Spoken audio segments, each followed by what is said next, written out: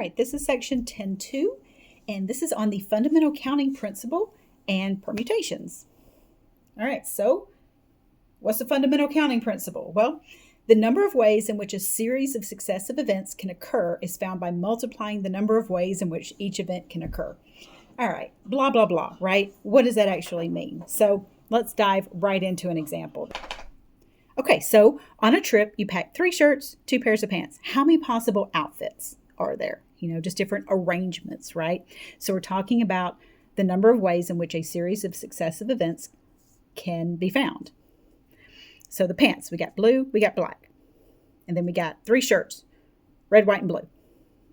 So you compare the white shirt with the blue pants, the blue shirt with the blue pants, the red shirt with the blue pants, or these. So there's 6 possible outfits, right? 1, 2, 3, 4, 5, 6.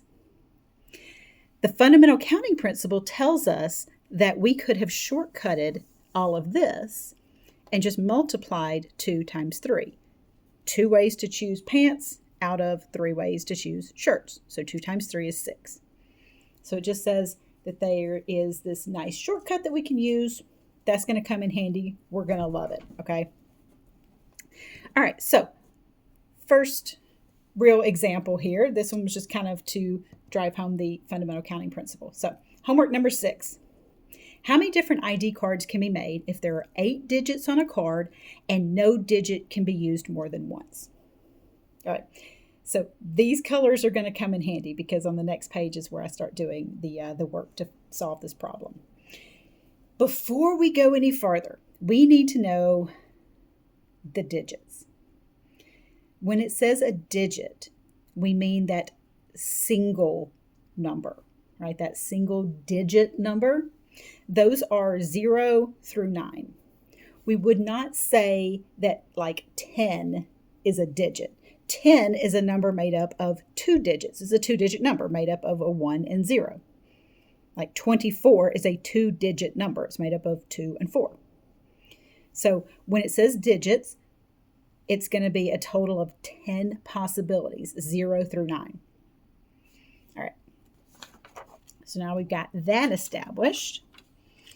We have 1, 2, 3, 4, 5, 6, 7, 8 spaces here. Now, the reason that I have 8 spaces, let me go back here. You can see those are in yellow, is because it says there are 8 digits. So there's 8 spots available on the ID card for a digit. So the first thing I did was draw 8 spaces. It said no digit can be used more than once. So that means I have 10 digits to choose from for the first number. This first number can be anything 0 through 9. But once I use that number, I cannot use it again. So now my second number has been reduced. I only have 9 digits to choose from now because I can't use the same one I use here. So I only have 9 to choose from now. Once these 2 numbers lock into place, I can't reuse either of those. So now I'm down to 8 choices. So 8 digits to choose from for this spot.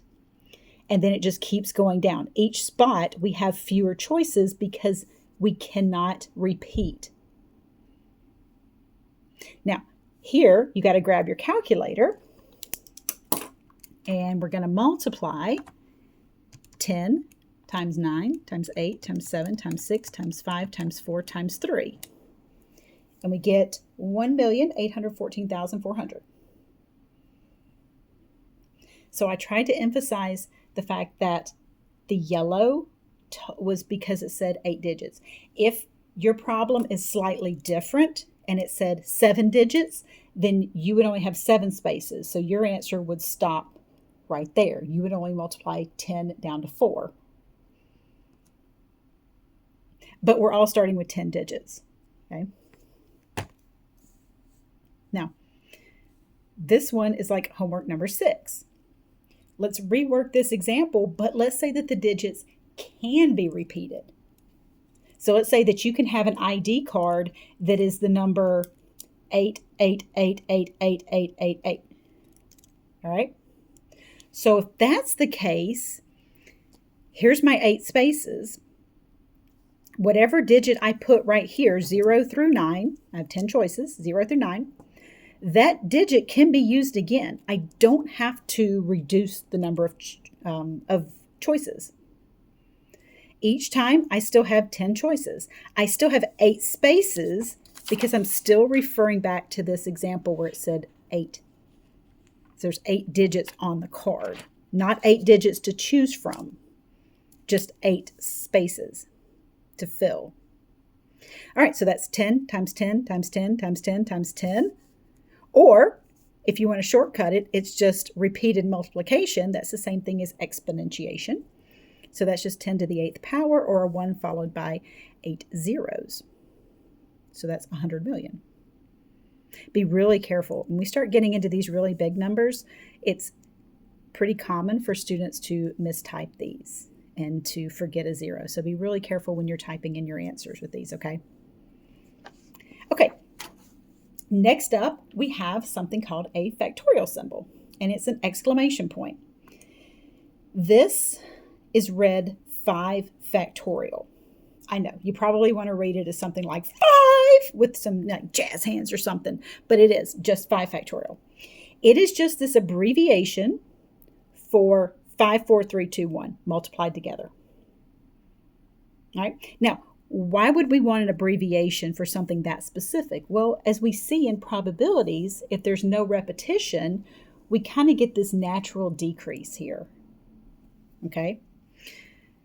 So if you multiply 5 times 4 times 3 times 2 times 1, so 5, 4, 3, 2, 1, you get 120.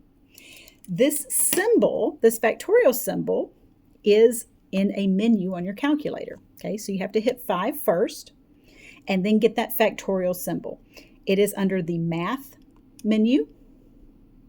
You have to go over to probability. You can do that by the right arrow and boop, boop, over to probability, or you can hit the left arrow and then just kind of go kind of backwards.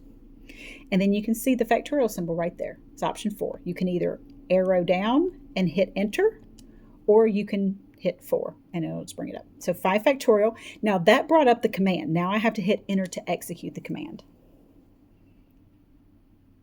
Okay. So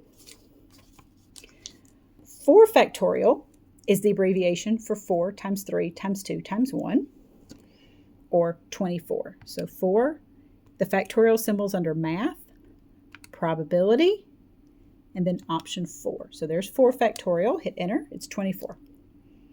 So we don't have to type in like 4 times 3 times 2 times 1. We can just use that symbol, and we can use the symbol on the calculator. So 3 factorial is 3 times 2 times 1. Now we really didn't need to use the factorial symbol for that one, right? Because if it's just 3 times 2 times 1, I'm going to have complete faith in you that you can do that in your head. 2 factorial is just 2 times 1. 1 factorial is just 1. Now 0 factorial, you're probably thinking it's 0. It's not. 0 factorial is 1. That is actually a definition.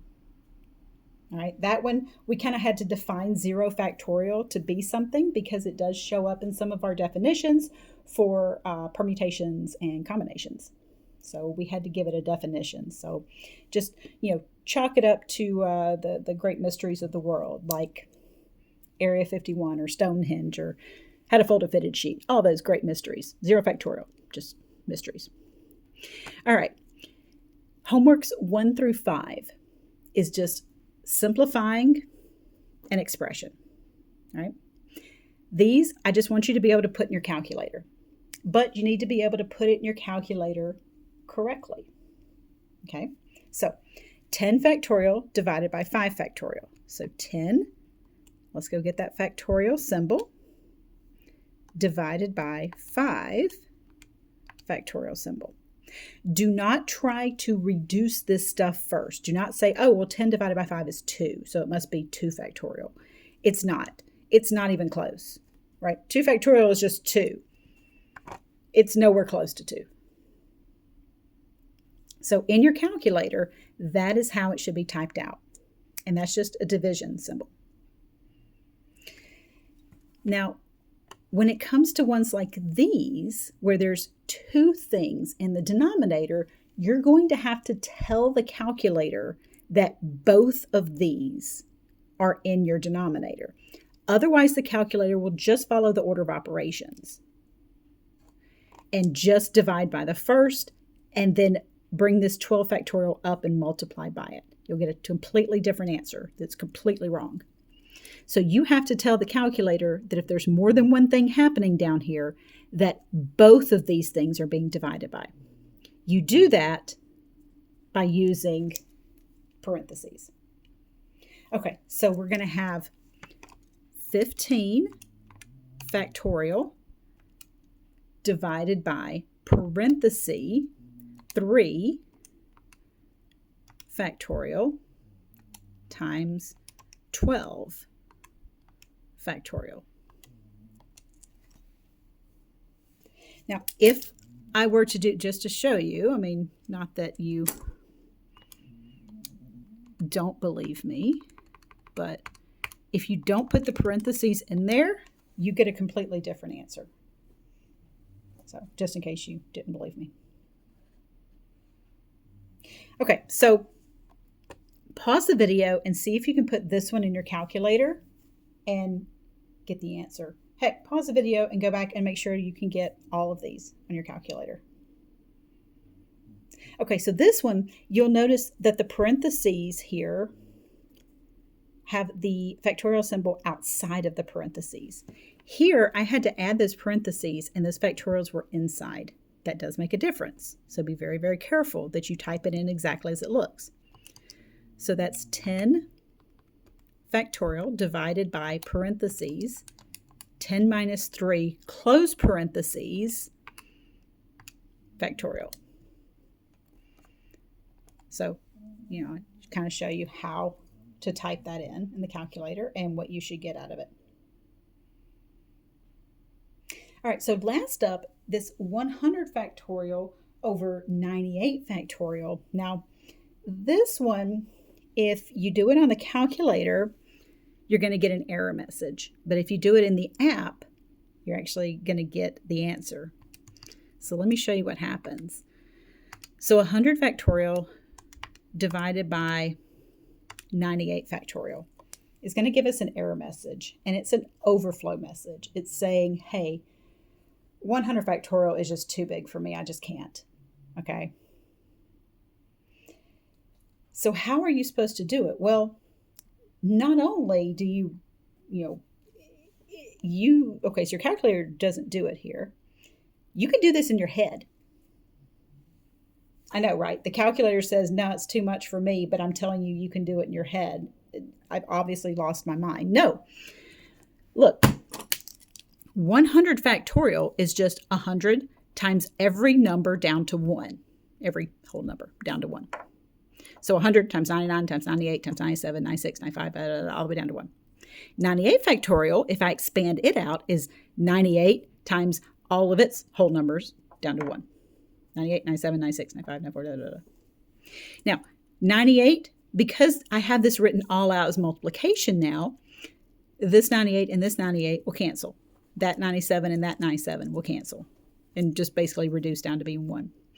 Everything in between here, all these from 97 down to 1, all these are going to cancel, just leaving me with 100 times 99. You can do that in your head. It's just 9,900. Boom. Now, if you have the app on your phone, the app is able to do this calculation, whereas the physical calculators aren't. So if you're using the calculator, you're going to get an overflow error. So the app in this case is more sophisticated and able to handle this. So I just wanted to show you that if you don't have the app, how you're going to be able to handle these bigger ones. Okay, let's scoot on along here. A permutation. So a permutation is an ordered arrangement where two things are true. No item is repeated, and the order of the items is important. All right? No repeats, and the order is important. So let's look at example 5. So this one comes from Alex. It's homework number 7. A professor has 8 different tasks to assign to each one of her 8 teaching assistants. In how many different ways can she make the assignments? All right, so this one you have to kind of know inherently that no item is going to be repeated because it's not explicitly stated. You just have to know based on the situation that there's no repetition. Okay, well, we have 8 different tasks we're assigning to the 8 teaching assistants. We're not going to give the same task to all 8 students. Okay, so you just kind of have to, interpret the situation and say, okay, there's no repetition. And the order is important, right? If you have your tasks labeled 1 through 8 and your assistants labeled 1 through 8 and task 1 goes to assistant 1, task 2 goes to assistant 2. When we start labeling these, the ordering is important of how those are assigned. So in how many different ways can you make the assignments? Well, I have 8 spaces here, and you can see how I highlighted those 8 spaces in yellow because those are the 8 teaching assistants. I have 8 different tasks, so I have 8 choices to give the first teaching assistant. After that task is assigned, I am down to 7 because there's no repetition. Once these 2 tasks are assigned, I'm down to 6 choices for the next task for this teaching assistant, and then all the way down here. So that is the same thing as 8 factorial, right? So you can type in 8 times 7 times 6 times 5 times 4 times 3 times 2 1 on your calculator, or you can type in 8 factorial, or this is an example of a permutation. A permutation is written like this. So it's kind of goofy written, but it's the permutations or the arrangements of n total objects grouped r at a time. So this is my total, this is the group size. All right. This formula, we will not use this. Alex will, but we're just going to let the calculator do the computations for us. So we're not going to write it out and do the factorials and stuff. We're just going to put the permutation formula into the calculator and it's going to do it for us. So coming back to this one, I have 8 total tasks and I'm assigning them 8 at a time. If I had 8 tasks and I only had like 4 teaching assistants, then that number right there would be 4. So 8P8, let me show you on the calculator. So it turns out you can do this problem 3 ways. You can do it with multiplication. That's the fundamental counting principle. Or you can do it with this factorial. Or you can do it with probability.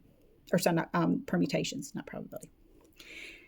So to type this into the calculator, you have to hit this number first, the starting number. Then you have to go get the permutation command. And it is under math, probability. So it's the same menu where your factorial symbol is. It's right here. It's option number 2, NPR. Now, you cannot hit enter yet because you still have to put in the second number. So no matter which way we do it, we should get the same answer all 3 ways. There will be some instances where it's just better to just use the permutation formula.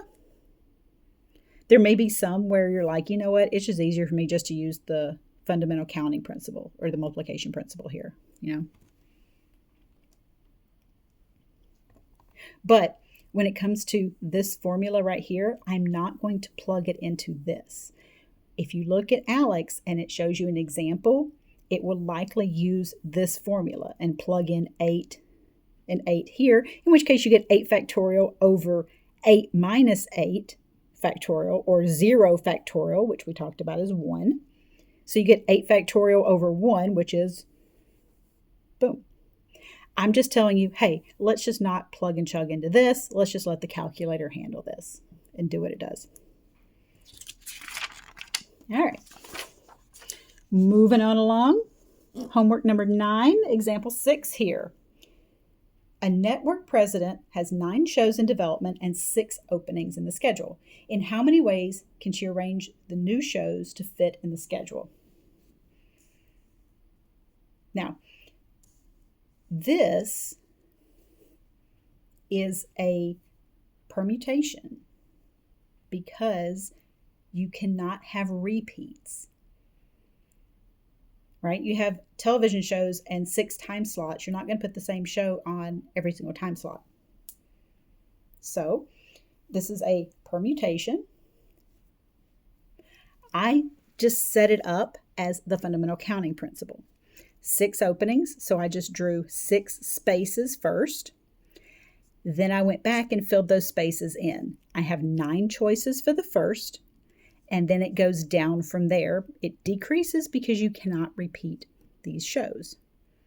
So I have 9 times 8 times 7 times 6 times 5 times 4. So I get that 60,480. So again, like the last example, I did this using that fundamental counting principle, but you certainly can do this using permutations. There's no repeats and order matters. Right? The order in which these shows are on, we're assuming these are time slots, like say, 3 p.m., 4 p.m., 5 p.m., 6 p.m. So the order in which you do it matters.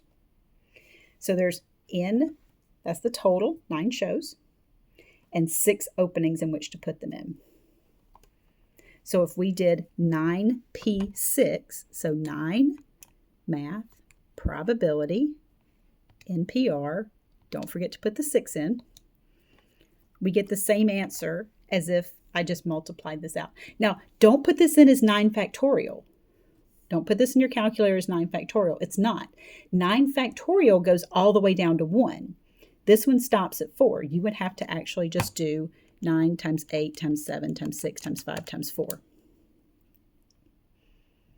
So you can do this problem 2 ways. You can either do it using this fundamental counting principle, or you can do it as a permutation. So it's really up to you as to whichever way works best in your brain. Okay, almost done. The last topic is something called permutations of duplicate items. The number of permutations of n total items where we have some duplicates is going to be given by this formula. Now, I feel like explaining this formula is way harder than using it. Okay, so just trust me on this. It's going to be easier seen than said. Okay. In how many ways can we rearrange the letters in the word Illinois? So now we have duplicate stuff. We have 2 L's and we have 3 I's. We're going to assume that you can't tell the L's apart. You can't tell the I's apart. So what we have to do is figure out these arrangements and basically divide out the repeats. So what these things are saying are we're taking out any of this repetition. So this P1 is the number of repeats for one particular letter. And then this is the number of repeats for another letter. And then another one, and just however far it has to go. In this case, we only have 2 types of repeats. We have an I and we have an L. It'd be different if it was like the word Mississippi, where we have a bunch more repeats, right? We have I's, S's, and P's. So this just goes out as far as it needs to. All right, so the first thing we need is N. N is the total number of items. Well, that's the total number of letters. So 1, 2, 3, 4, 5, 6, 7, 8 total letters. Okay, so we have N, total letters, 8. My repeats are I and L. I have 3 I's and I have 2 L's. So using this formula, the 8 is my total, my N. It goes on the top. And then the bottom is going to be my repeats. Now remember, the factorial goes after each one. So don't just go 3 times 2 and then put 6 factorial. All right, when you put this in the calculator, remember from an example back here, remember if you have more than one thing in the denominator, we had to bring those parentheses in and tell the calculator how to group it. We have to do that again here. So I have to tell the calculator that both of these are in my denominator. So when you type this in, make sure you put those parentheses. It changes things.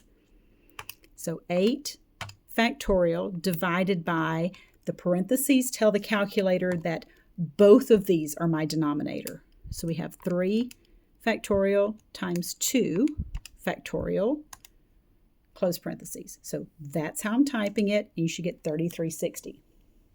So I want you guys to be doing the computations with me on these. All right, don't just watch and say, oh, yep, that looks easy enough, because of course it's going to look easy when I do it. That's my job. You know, it's like watching the Olympics and being like, oh, wow, that looks super easy. I can totally run, 400 meters in like 0.2 seconds. You can't. So, all right. That finishes up section 10.2.